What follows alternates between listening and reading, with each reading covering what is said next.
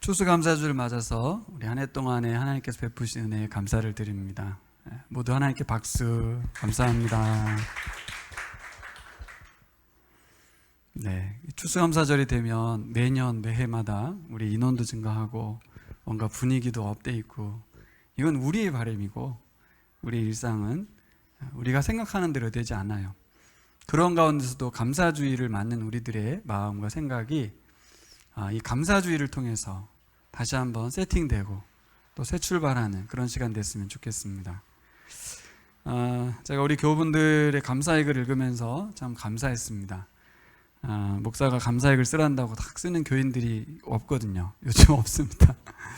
그런데 참 감사하고, 우리가 그런 사람들이에요. 우리는 인격체이기 때문에 누가 뭘 하란다고 하고 하지 말란다고 안 하는 사람들이 아닙니다.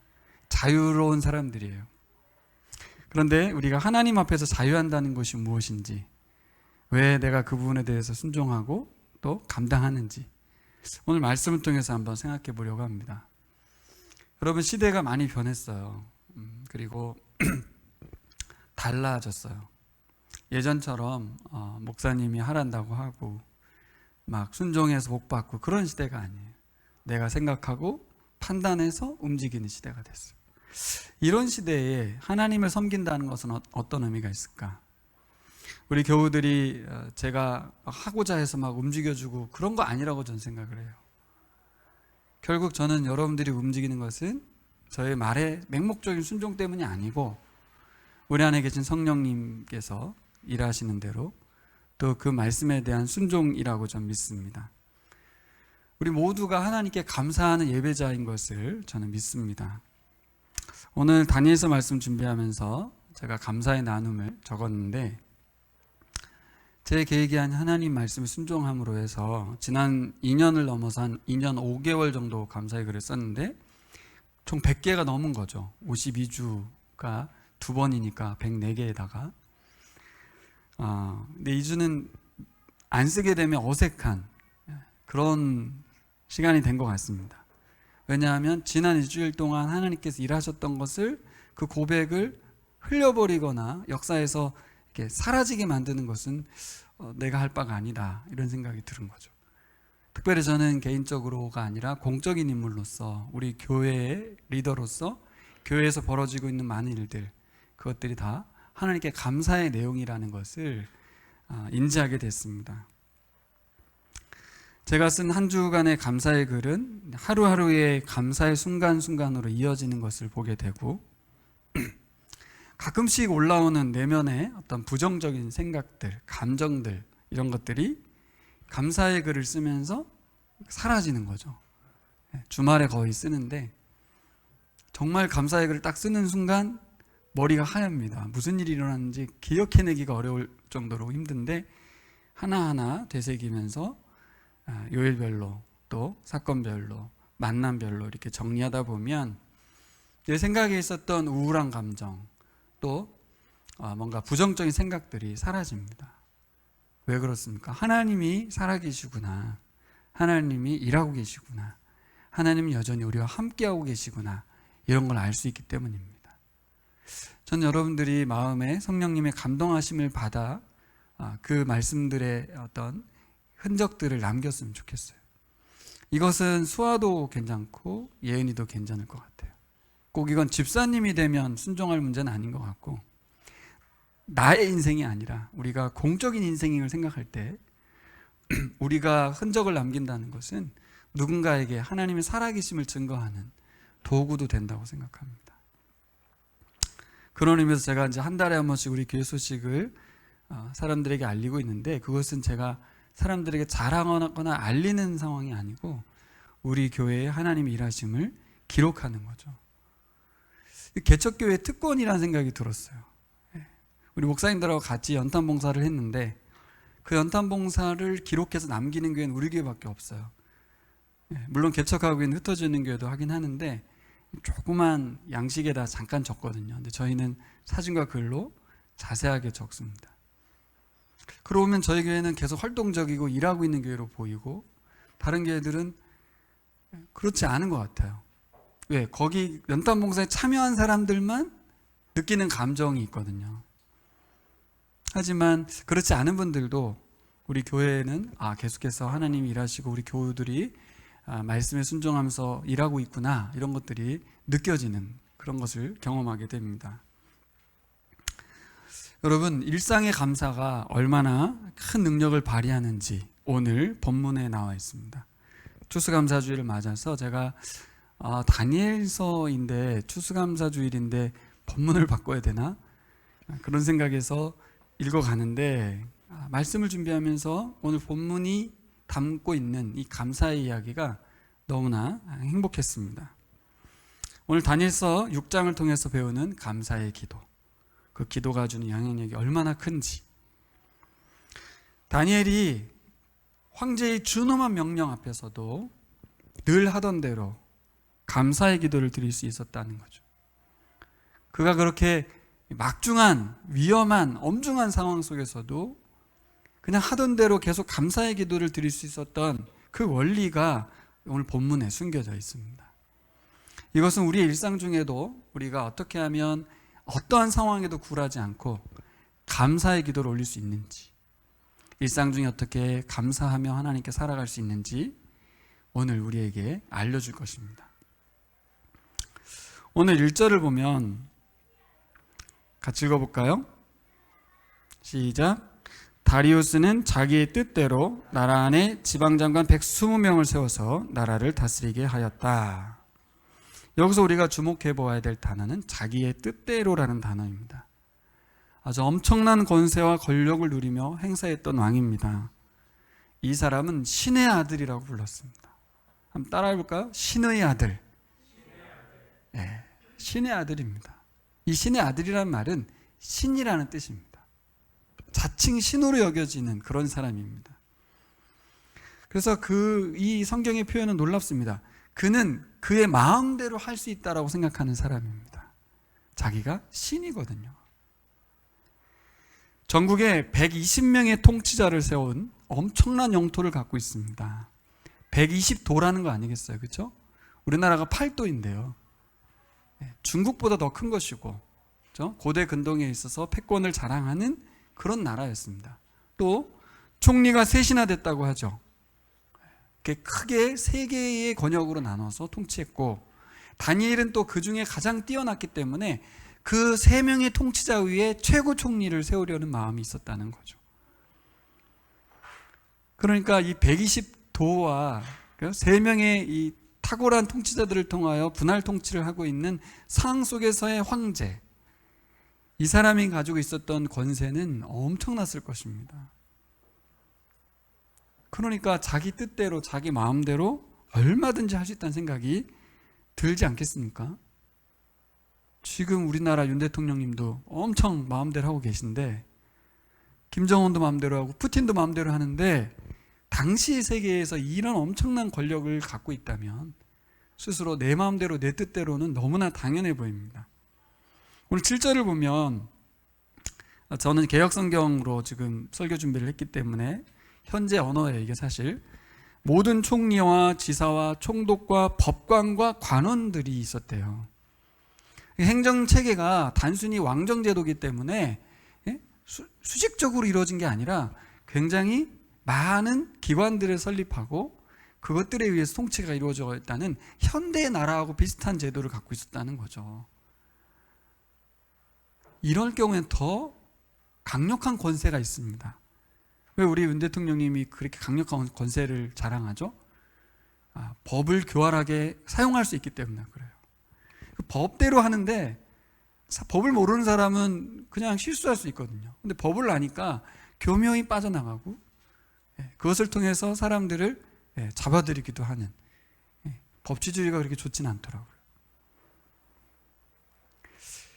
4절을 보면 다니엘이 어떻게 살았는지가 나오거든요. 그 가운데서도 4절, 그러자 다른 정승들과 지방장관들이 다니엘이 나라 일을 잘못 처리한 것을 찾아내려 하였다. 그러나 그들은 그에게서 아무런 실책이나 허물을 발견하지 못하였다. 다니엘이 임무에 충실하여 아무런 실책이나 허물이 없었기 때문이다. 개역성경은 이 부분을 임무에 충실하다라는 말을 뭐라고 하냐면 충성이라는 단어를 쓰고 있습니다. 충성. 그러니까 다니엘이라는 사람이 그 엄청난 권력자의 최고 권력자의 총애를 받는 사람으로서 또 충성하고 있었으니까 얼마나 이 나라가 잘 돌아갔겠어요. 이 충성스러운 신하들, 다니엘을 비롯하여 있는 모든 신하들이 얼마나 충성스럽게 이 나라를 떠받치고 있었는지 모릅니다. 그런데 다니엘 외에 다른 신하들이 어떤 일을 하죠? 30일 동안 누구든지 왕 외에 어떤 신이나 사람에게 무엇을 구하면, 다른 말로 하면 기도하면 사자굴에 넣자라는 제안을 합니다. 얼마나 충성스러워요. 이 신하가 대단하지 않습니까?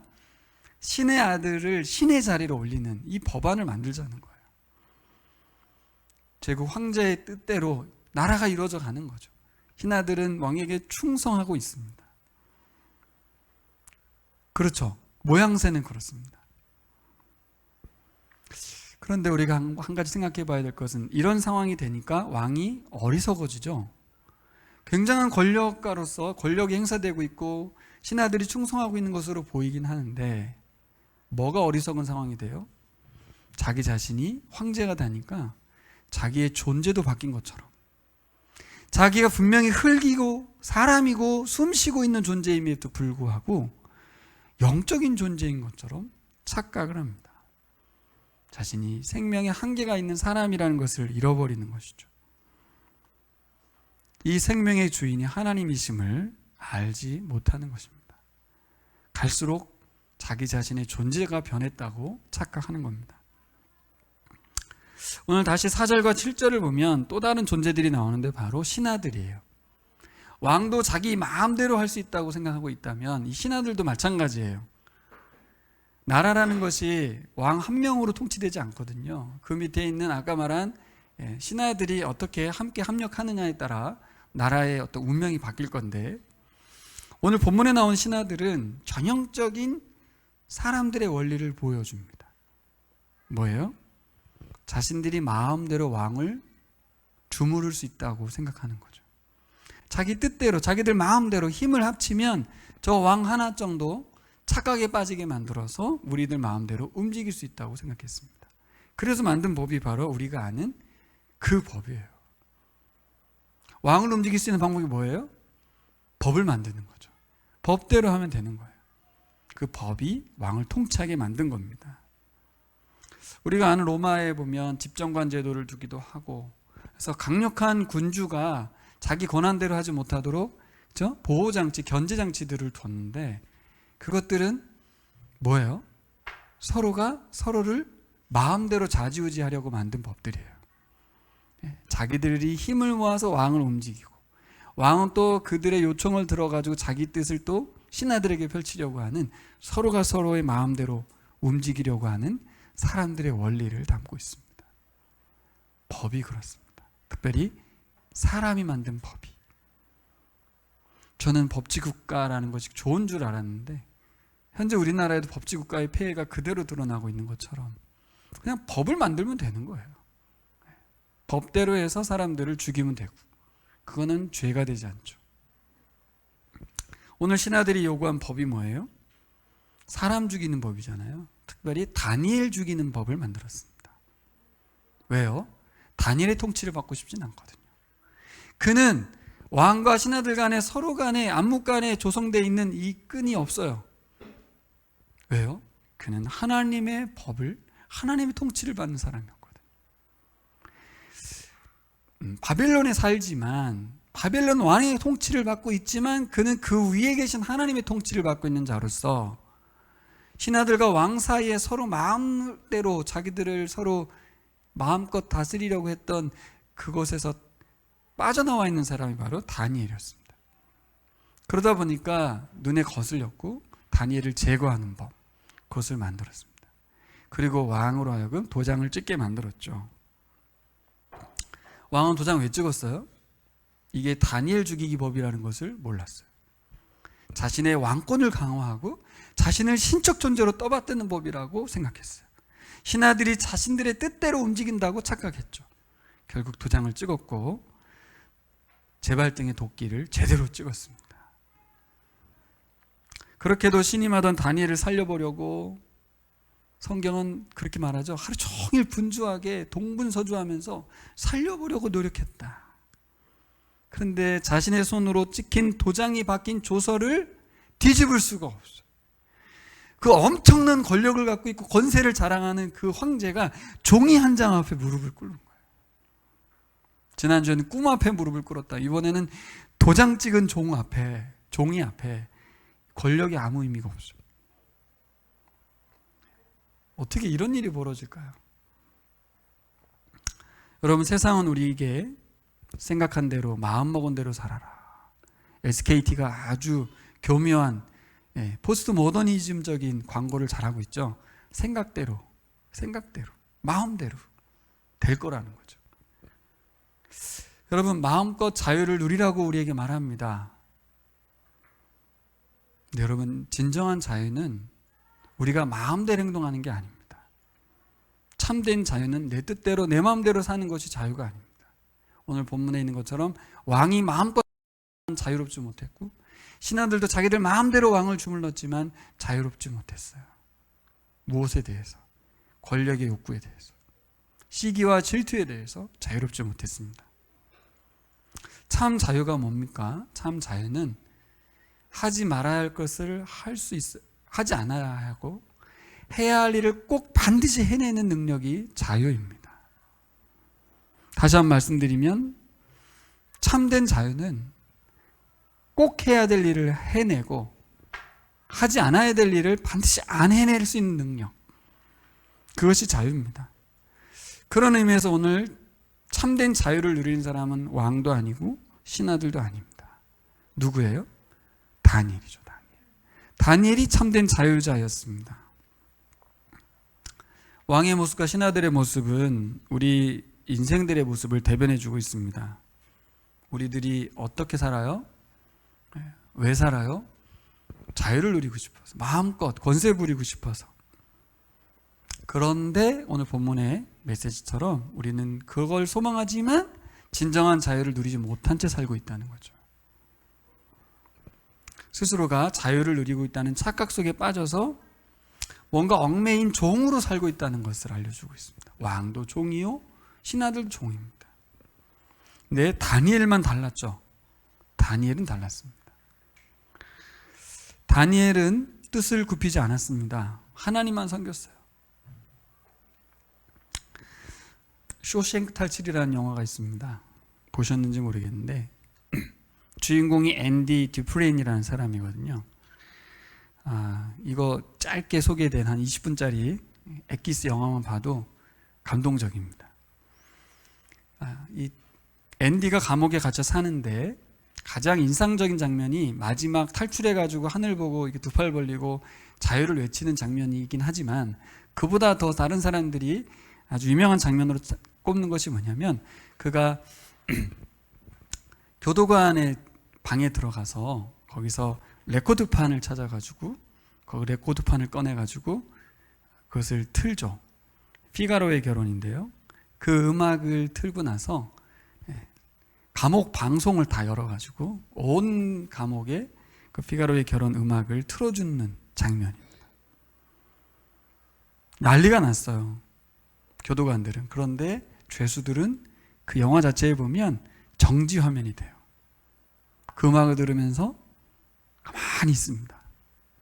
이 영화를 전개하는 사람은 누구냐면 레드거든요. 그 친구, 감옥에 있는 그 레드라는 사람이 내레이션을 하는데 그때 하는 단어가 뭐냐면 그 순간 죄수들은 자유를 맛보았다.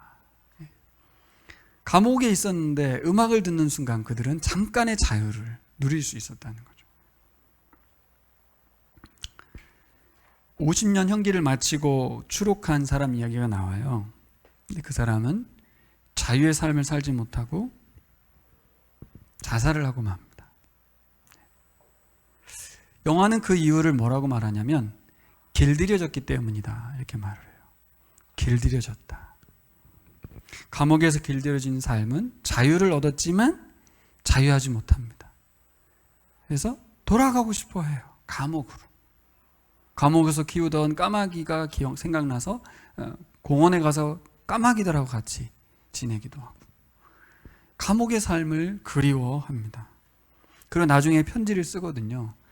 그래서 앤디와 레드가 이렇게 말합니다. 그는 여기서 죽었어야 해. 주인공의 동료 이 레드가 추록한 이후에 겪는 고통도 아주 인상적으로 나오는데, 이분이 점포에서 일을 하면서 주인에게 화장실 가도 되냐고 항상 물어보고 화장실을 가요. 왜요? 길들여졌기 때문에. 오랜 세월 간수에게 묻고 화장실을 갔기 때문에 그렇게 살아야 됐던 거예요. 그러면서 그는 갈등합니다. 매니저를 죽이고 감옥으로 돌아갈까? 그러면서 그가 깨닫습니다. 자신의 동료가 왜 자살을 택할 수밖에 없었는지. 그의 고통과 고민을 이해하게 되는 거죠. 영화의 정말 놀라운 장면은 교도관과 간수들이 와서 막 문을 두드리면서 음악을 끄라고 하고 당장 끄라고 하고 막 그러면서 외칠 때 주인공이 볼륨을 더 올려버려요. 그러면서 아주 밝은 미소를 짓습니다. 그는 그 사무실에서 책상에 다리를 올리고 누워가지고 음악 감상을 유유히 즐기고 그렇게 합니다. 감옥에 있지만 자유했던 사람, 감옥에 있으면서 희망을 말했던 사람. 하지만 반면 길들여진 죄수들은 자유를 주었지만 고통스러워하고 다시 감옥으로 들어가고 싶어하는 모습들. 사람들은 자유를 주면 너무너무 힘들어합니다. 미칠 것 같아 죽으려고 합니다. 그래서 다시 감옥으로 가려고 하죠. 이 영화는 출애굽기를 배경으로 한 영화예요. 쇼생크라는 단어는 시삭이라고 하는 당시에 출애굽에 할 때 바로 왕을 의미하는 그런 단어라고 해요. 작가가 이렇게 쓴 거죠. 출애굽 당시에 이스라엘 백성들이 어떻게 행동했어요? 자유를 얻고 광야로 나왔을 때 그들의 계속되는 하나님께 대한 원망은 뭐예요? 이집트로 돌아가게 해달라. 자유가 너무 힘드니까 다시 감옥으로, 다시 이집트로, 다시 애굽으로, 환애굽에 대한 소망을 갖게 됩니다. 여러분, 누가 자유자입니까? 왕이 자유자입니까? 신하들이 자유자입니까? 정말 자유롭습니까? 다니엘은 그 땅에서 자유를 누리며 살아가고 있어요. 자신이 해야 할 일을 해냈고 하지 않아야 될 일을 안 했어요. 자신은 황제에게 충성했고 황제에게 경배하지 않았어요. 해서는 안 될 일이 있었죠. 황제에게 절하는 것. 왕을 반역하거나 신하들과 경쟁하거나 보복하지도 않았습니다.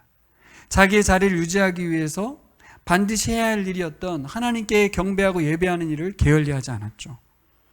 그가 할 일은 뭐였어요? 하나님을 예배하는 일. 하나님께 감사했습니다. 하나님께 경배했습니다. 다니엘은 신분이 포로였어요. 그가 제국의 최고 2인자의 자리까지 올라갔음에도 불구하고 여전히 그는 왕의 조서에 인장이 찍힌 걸 알면서도 기도하는 자리로 가서 기도했습니다. 오늘 10절 말씀을 가보면 같이 가볼까요? 10절. 다니엘은 왕이 금령문서에 도장을 찍은 것을 알고도 자기의 집으로 돌아가서 다락방으로 올라갔다. 그 다락방은 예루살렘 쪽으로 창문이 나 있었다. 그는 늘 하듯이 하루에 3번씩 그의 하나님께 무릎을 꿇고 기도하며 감사를 드렸다. 여러분, 이 단어를 보셨나요? 기도하며 감사를 드렸다. 기도했다라는 것만 생각했어요. 저도 하루에 3번 기도. 그런데 그 기도의 내용이 나와 있는데 감사했다는 거예요. 사실 이런 상황에서 어떤 기도가 담깁니까? 나를 위기에서 구출해 주시고 구원해 주시길 기도했겠죠. 물론 기도가 앞에 있을 거예요. 근데 왜 다니엘서 저자는 기도에 다른 내용은 없고 감사했다란 말만 있냐고요. 뭐가 감사하며 이 감사라는 게 어떤 의미냐고요. 그의 일상의 반영을 보여주고 있는 거예요. 그는 늘 하던 대로 3번의 하루 일과 중에 기도 시간을 지켰고, 물을 꿇는 자세를 통하여 하나님을 향한 경배의 자세를 지켰고, 감사합니다라고 하는 기도 내용을 평소처럼 변함없이 기도하고 있었다는 거죠. 어떤 상황에도 자신의 목숨이 날아가는 상황 속에서도 감사가 나왔어요. 이것이 어떻게 가능하냐고요. 어떻게 이 상황 속에서 감사합니다라고 하는 평소의 기도를 계속 이어서 할 수 있냐고요. 일상 중에 그의 감사가 이 특별한 상황에 있어서도 바꾸지 못한 거예요. 계속해서 감사한 거죠. 뭐가 감사합니까? 뭐가? 하나님께 감사한 거죠. 이유가 없어요. 이유가. 하나님을 찬양하는 것입니다. 여호와께 감사하라. 하나님께서 명령으로 감사하라고 했거든요. 이 의미를 다시 한번 생각하게 됐어요. 우리가 감사를 생각할 때 언제 감사하나요? 감사할 이유가 있을 때 하죠. 감사할 상황이 될 때 하죠.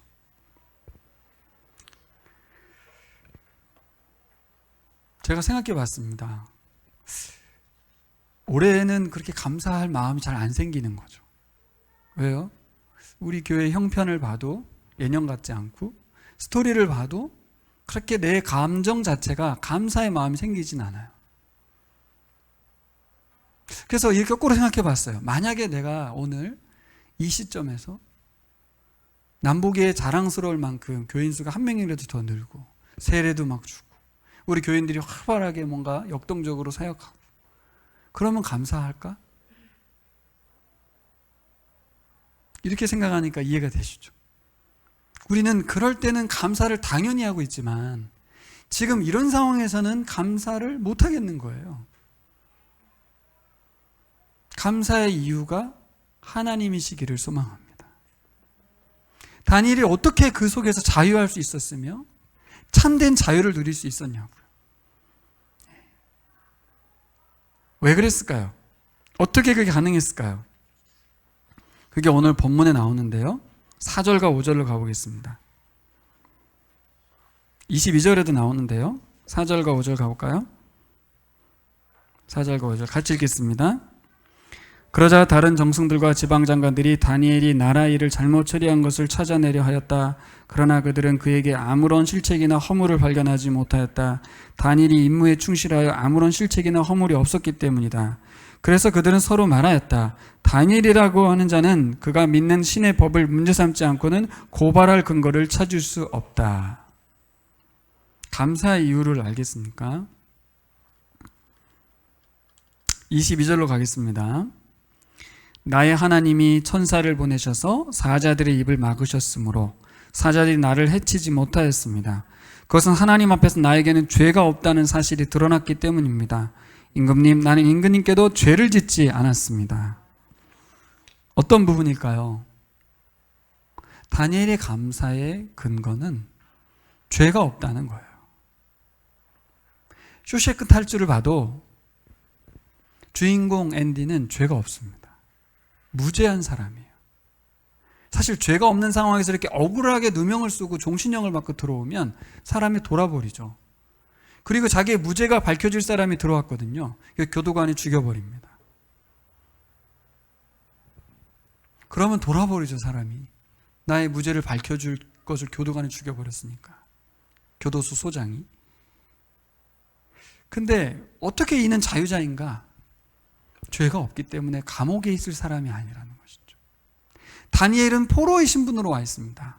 다른 신하들이 뭐라고 그래요? 저 포로민 다니엘, 이 단어를 계속 사용하거든요. 하지만 그는 자기 자신의 정체성을 무엇으로 두고 있어요? 하나님의 자녀로. 하늘의 하나님을 섬기는 종으로 자기 자신을 두고 있어요. 황제에게 충성하고 있으나 이것은 하나님의 뜻으로 알고 섬기고 있는 것이죠. 죄가 없었던 사람.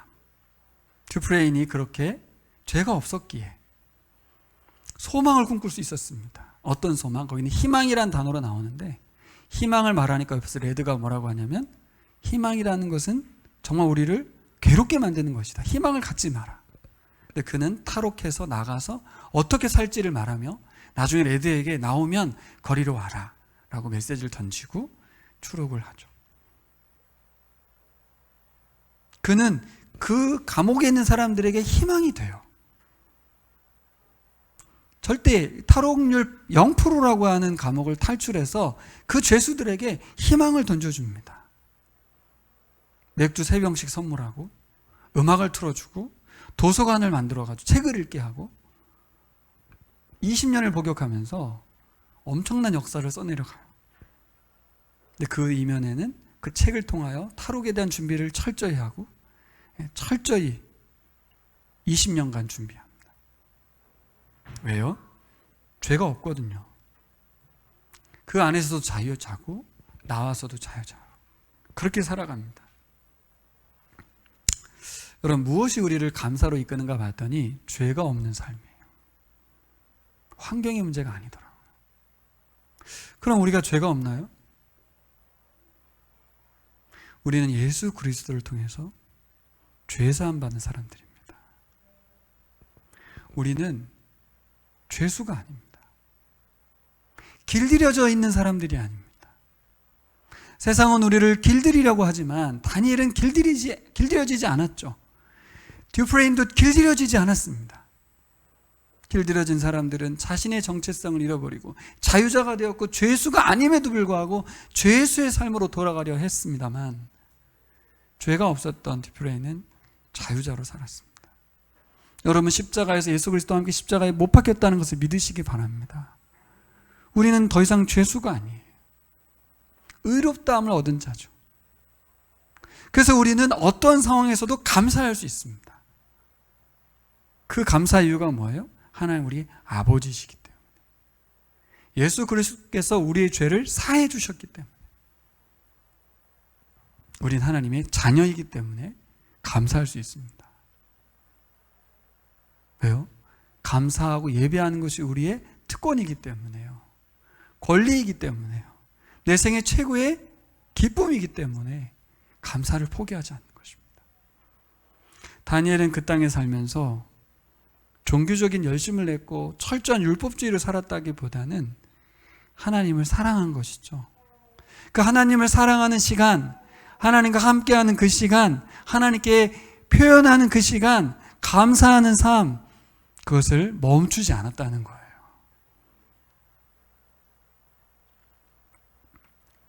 이번 추수감사절에 제가 이 부분을 묵상했습니다. 지난 1년을 돌아보면서 하나님 채워주시고 은혜 주셔서 감사하죠. 맞습니다. 저에게 가장 큰 감사는 사실 1년을 돌아볼 때 여러분들이 저에게 가장 큰 감사입니다. 그냥 함께하고 계시다는 것으로 너무 감사해요.